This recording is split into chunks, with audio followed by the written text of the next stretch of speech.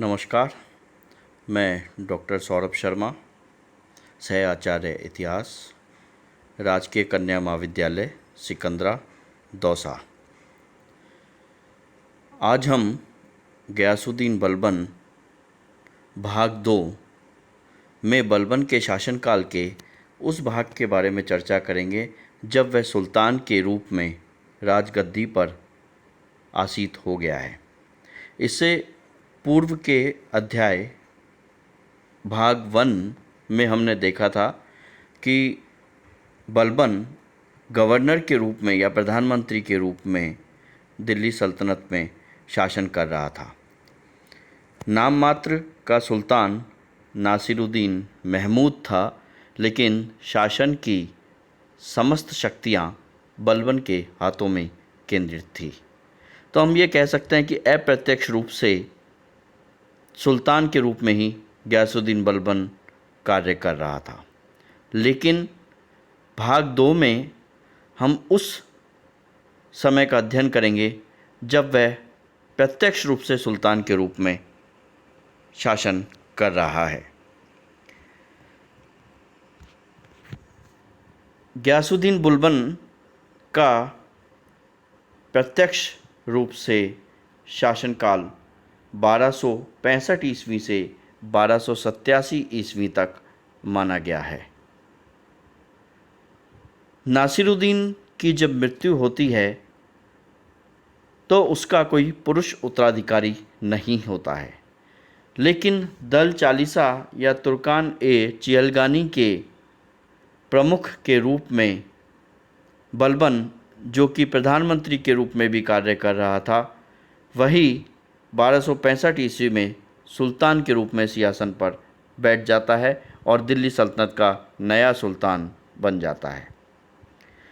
इब्न बत्तूता और इसामी जैसे इतिहासकार ने यह भी कहा है कि संभवतः बलबन ने सत्ता हासिल करने के लिए नासिरुद्दीन महमूद को जहर देकर मरवा दिया था। हालांकि इसके पुख्ता प्रमाण नहीं मिलते हैं, लेकिन इस संभावना को निराधार भी नहीं कहा जा सकता है, क्योंकि बलबन एक बहुत ही महत्वाकांक्षी व्यक्ति था और उसके कई बार उसकी नीतियां इस प्रकार की होती थी कि वह अपने उद्देश्य प्राप्ति के लिए किसी भी हद तक जा सकता था। तो इसलिए यह आरोप हो सकता है सही भी हो। बलबन के सुल्तान के रूप में स्थापित होने हेतु कई तरह के प्रयास किए गए, क्योंकि सुल्तान ने गद्दी अनियमित रूप से प्राप्त की थी, इसलिए ज़रूरी था कि वह अपना वर्चस्व बनाए रखने के लिए, अपनी व्यक्तिगत प्रतिष्ठा में वृद्धि के लिए, अपने आप को सुल्तान के रूप में स्थापित करने के लिए जो कार्य कर सकता है वो करे। इसी दृष्टि से उसने एक राजत्व का सिद्धांत दिया, जिसे बलबन के राजत्व के सिद्धांत के रूप में जाना जाता है, और कई बार परीक्षाओं में इससे संबंधित संक्षिप्त प्रश्न भी पूछ लिए जाते हैं। तो काफ़ी महत्वपूर्ण है बलबन का राजत्व का सिद्धांत। इल्तुतमिश के बाद का जो समय रहा है उसमें हमने देखा है कि जो उत्तराधिकारी थे वो अयोग्य थे, और उनके समय में दल चालीसा या तुर्कान ए चिलगानी या 40 गुलामों का जो दल था, उसका नेता सुल्तान को एक कठपुतली की तरह प्रयोग में लेता था, यानी अप्रत्यक्ष रूप से उसका नेता ही सुल्तान हुआ करता था। बलबन इस बात के लिए संकल्पित था कि सुल्तान की इस दुर्दशा का अंत करना जरूरी है। तुर्कान ए चिहलगानी की ताकत को कम करना जरूरी है, नहीं तो वह सुल्तान के रूप में कार्य नहीं कर पाएगा। और बलबन का जो राजत्व का सिद्धांत है वो इन्हीं उद्देश्यों से प्रेरित था। सर्वप्रथम बलबन ने सुल्तान को दैविक अधिकारों का प्रतिपादन किया, यानी सुल्तान जो है वो दैवीय अधिकार है, ईश्वर का प्रतिनिधि है। सुल्तान को दैवीय अधिकार प्राप्त है और वह ईश्वर के प्रतिनिधि के रूप में शासन करता है। इसलिए समस्त उसके शासनकाल में रहने वाले लोगों को उसे ईश्वर की तरह मानना चाहिए। उसके अनुसार राजा ईश्वरी कृपा का विशेष भंडार होता है, यानी राजा की स्थिति जो है दैवीय प्रतिनिधि होने के कारण, ईश्वर का प्रतिनिधि होने के कारण अन्य मनुष्यों से थोड़ा ऊपर है। उसका ऐसा मानना था कि राज्य की शक्ति बनाए रखने के लिए, राज्य को सुरक्षित रखने के लिए राजा का निरंकुश होना जरूरी है, यानी राजा निरंकुश होना चाहिए और उस पर किसी भी तरह का कोई प्रतिबंध नहीं होना चाहिए। यदि उस पर कोई प्रतिबंध है तो वो राज्य के लिए अहितकर साबित होता है।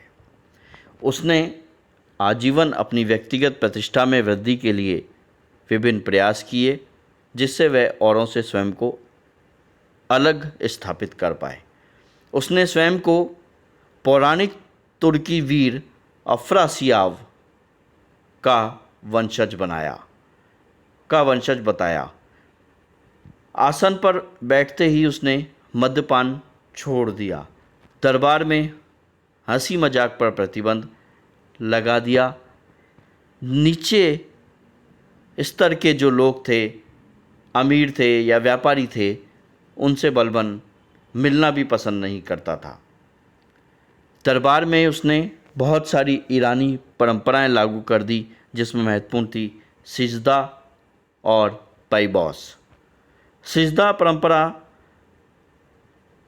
के अनुसार जब भी कोई दरबार में सुल्तान से मिलने आता था तो वह घुटने के बल बैठकर सुल्तान के समक्ष अपना शीश झुकाता था। पैबॉस परंपरा के अनुसार वह दरबार में आने पर सुल्तान के पैरों को चूमता था। बलबन स्वयं सार्वजनिक स्थलों पर गंभीर बना रहता था, दरबारी नियमों का कठोरता से पालन करता था तथा राज दरबार में हमेशा राजसी वस्त्रों के साथ और अंगरक्षकों के दल के साथ उपस्थित होता था। तो दरबार में बड़े ही कठोर और कड़े नियम बनाए गए और बलबन के द्वारा स्वयं की या व्यक्तिगत प्रतिष्ठा में वृद्धि के लिए विभिन्न प्रयास किए गए, जिससे वह सुल्तान के रूप में स्थापित हो पाए।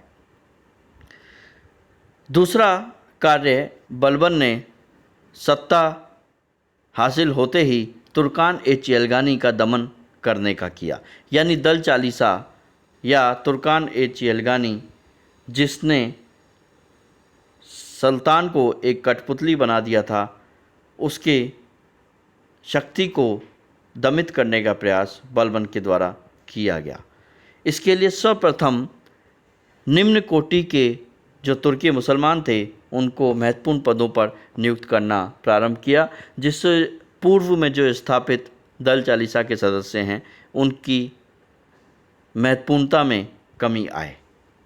इसके अतिरिक्त दल चालीसा के सदस्यों को छोटी छोटी सी गलती के लिए बड़ी बड़ी या कठोर सजाएं देना प्रारंभ कर दिया।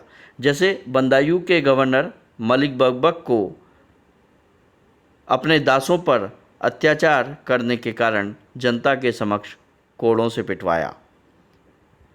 अवध के शासक अमीन खां, जो कि बंगाल के शासक तुगरिल बेग से पराजित होकर आ गया था, उसे अयोध्या के फाटक पर लटका दिया। स्वयं के चचेरे भाई शेर खां की हत्या कर दी। इस प्रकार बलबन ने वो समस्त कार्य किए जिसके द्वारा वह तुर्कान ए चियलगानी या दल चालीसा या 40 गुलामों के संगठन का दमन कर सकता था। इसके उपरांत बलबन ने सशक्त गुप्तचर विभाग की स्थापना की और सेना के पुनर्गठन का प्रयास किया। सशक्त गुप्तचर विभाग से अभिप्राय था उसने सब प्रांत में, विभागों में, जिलों में गुप्त संवाददाता नियुक्त किए और ये संवाददाता जो थे उनके चरित्र और कार्यों की छानबीन बलबन स्वयं के स्तर पर करता था और यदि किसी प्रकार की उसमें कोताही इसको मिलती थी तो उन्हें कठोर दंड दिया करता था। सेना को शक्तिशाली बनाने के लिए भी उसने प्रयास किया। दीवाने आरिज नामक सैन्य विभाग की स्थापना की।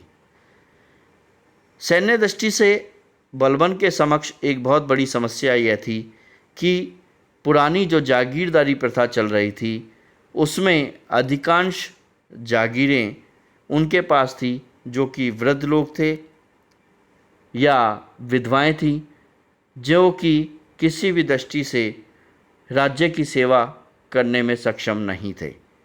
इस कारण बलबन इस जागीरदारी प्रथा को समाप्त करना चाहता था क्योंकि उनके स्थान पर वह अपनी सैन्य व्यवस्था में उन लोगों को शामिल करना चाहता था जो राज्य की सेवा में सक्षम हों।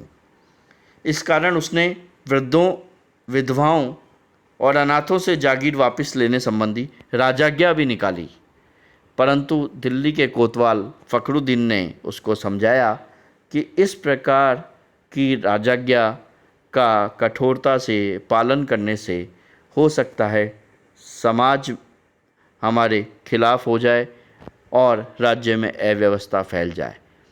उसके समझाने पर बलबन ने इस राजाज्ञा को वापस ले लिया और विशेष रूप से इस दृष्टि से कोई प्रयास वो नहीं कर पाया, लेकिन उसने यह अवश्य किया कि अपने स्थान पर किराए के सैनिक भेजने की प्रथा को समाप्त कर दिया। दीवाने आरिज यानी सैन्य विभाग के प्रमुख के रूप में उसने इमादुल उल मुल्क जैसे प्रभावशाली व्यक्ति को नियुक्त किया। हालांकि कोई विशेष सुधार सैन्य विभाग की दृष्टि से नहीं कर पाया, लेकिन बलबन की जागरूकता और अनुशासन प्रियता के कारण सैनिकों की योग्यता एवं मनोबल में वृद्धि अवश्य हुई। सैनिक उपलब्धियों की दृष्टि से यदि देखें तो बलबन एक यथार्थवादी शासक था। उसने अपने साधनों को पहचाना। वो जानता था कि उसके पास जो सीमित साधन हैं उनको वो नए क्षेत्रों में हस्तगत करने में नहीं लगाए, बल्कि जो सल्तनत के अधिकार क्षेत्र में हैं लेकिन अव्यवस्था के काल में जो उनके हाथों से निकल गए हैं, जो उनके राज्यों से अलग हो गए हैं, जिन्होंने स्वतंत्रता की घोषणा कर दी है, या वे क्षेत्र जहाँ पर अव्यवस्था का आलम है, उन क्षेत्रों को किस प्रकार से वापस सुसंगत किया जाए। तो उसका प्रयास नए क्षेत्रों को जीतना नहीं रहा, बल्कि जो दिल्ली सल्तनत के अधिकार क्षेत्र में है उसी को पुनः सुसंगत करने का प्रयास उसने किया। साम्राज्य के अधिकांश भागों में जब वह गद्दी पर बैठा स्वतंत्रता की घोषणा हो गई थी। बहुत सारे शासकों ने स्वयं को स्वतंत्र घोषित कर दिया था। उदाहरणतः कतेहर या रुहेलखंड का जो क्षेत्र था वहाँ पे सुल्तान के सैनिक भूमि कर भी नहीं वसूल पाते थे। इस पर बलबन ने उस क्षेत्र के दमन का निर्णय लिया। सैनिकों को गांवों पर आक्रमण करने, मकानों को जलाने, पुरुष सदस्यों को मार देने तथा स्त्रियों और बच्चों को दास बनाने की आज्ञा दी। और इसके उपरांत, उसके इस दमन के उपरांत इतिहासकार बर्नी के अनुसार कतेहर वासियों ने कभी भी दिल्ली सल्तनत के खिलाफ सिर नहीं उठाया। दिल्ली का जो निकटवर्ती प्रदेश था वहाँ पर मेवाती डाकुओं का आतंक था। सुल्तान ने उसको नियंत्रित करने के लिए दिल्ली के पार्श्ववर्ती जो जंगल थे, जो समीप के जो जंगल थे, नज़दीक के जंगलों को में से मेवातियों को खदेड़ दिया। बहुत सारे मौत के घाट उतार दिए गए, उनकी हत्या कर दी गई और भविष्य में नियंत्रण स्थापित रहा। इसके लिए गोपालगिर में एक दुर्ग बनाया और दिल्ली शहर के निकट अफ़गान अधिकारियों के अधीन बहुत सारी चौकियां भी स्थापित की। बंगाल, बिहार तथा राजस्थान जैसे दूर दराज इलाकों में स्थिति और भी ज़्यादा बदतर थी। बंदायूं, अमरोहा, पटियाली, काम्पिल में विद्रोही राजपूतों के गढ़ थे जहाँ से वे लूट मार किया करते थे तथा जो स्थानीय किसान थे वे भी इनसे बहुत ज़्यादा परेशान थे। इस व्यवस्था पर नियंत्रण स्थापित करने के लिए भोजपुर, पटियाली, काम्पिल, जलाली में बलबन के द्वारा सैनिक चौकियां स्थापित की गई। वहां पे कई पुराने दुर्गों की मरम्मत कराई गई। वहां पर अपनी सेना को स्थायी रूप से रखा, जिससे वे राजपूत ताकतों पर नियंत्रण स्थापित कर पाए। बंगाल की स्थिति भी इन सबसे अलग नहीं थी। 1279 ईस्वी में बंगाल में तुगरिल खान ने विद्रोह कर दिया था। इस विद्रोह के दमन के लिए अमीन खां तथा एक अन्य सैनिक अधिकारी के नेतृत्व में 3 बार सैनिक अभियान भेजा गया, परंतु तीनों ही अभियान असफल रहे और वे बंगाल पर नियंत्रण स्थापित नहीं कर पाए। अंत में वह स्वयं 2 लाख सैनिकों के साथ बंगाल की ओर बढ़ा। उसे आता देखकर तुगरिल खां राजधानी छोड़कर भाग गया, लेकिन उसे ढाका के पास बख्तार द्वारा पकड़ लिया गया और उसका निर्ममतापूर्वक कत्ल भी कर दिया गया। बुगड़ा खां को बंगाल का नया सूबेदार बलबन के द्वारा बनाया गया। एक अन्य समस्या मंगोलों के हस्तक्षेप की थी। मंगोलों ने गजनी और ट्रांसअक्सियाना में अपनी शक्ति स्थापित करने के उपरांत बगदाद के खलीफा अल मुस्तसिर की हत्या कर दी थी और बगदाद पर अधिकार कर लिया था, और अब वे पंजाब और सिंध की ओर बढ़ रहे थे। इन पर नियंत्रण स्थापित करने के लिए बलबन ने एक उत्तर पश्चिमी सीमा पर दुर्गों की एक श्रृंखला का निर्माण कराया, जिसमें सुनम, सुमाना, रिपालपुर, सुल्तान आदि महत्वपूर्ण थे, और ये संपूर्ण क्षेत्र अपने चचेरे भाई शेर खां को सुपुर्द कर दिया। हालांकि अपने संपूर्ण शासनकाल में मंगोलों पर प्रभावी नियंत्रण स्थापित करने में बलबन कोई विशेष सफलता हासिल नहीं कर पाया। 1287 ईस्वी में बलबन की मृत्यु के साथ उसके शासनकाल की समाप्ति हो गई। धन्यवाद।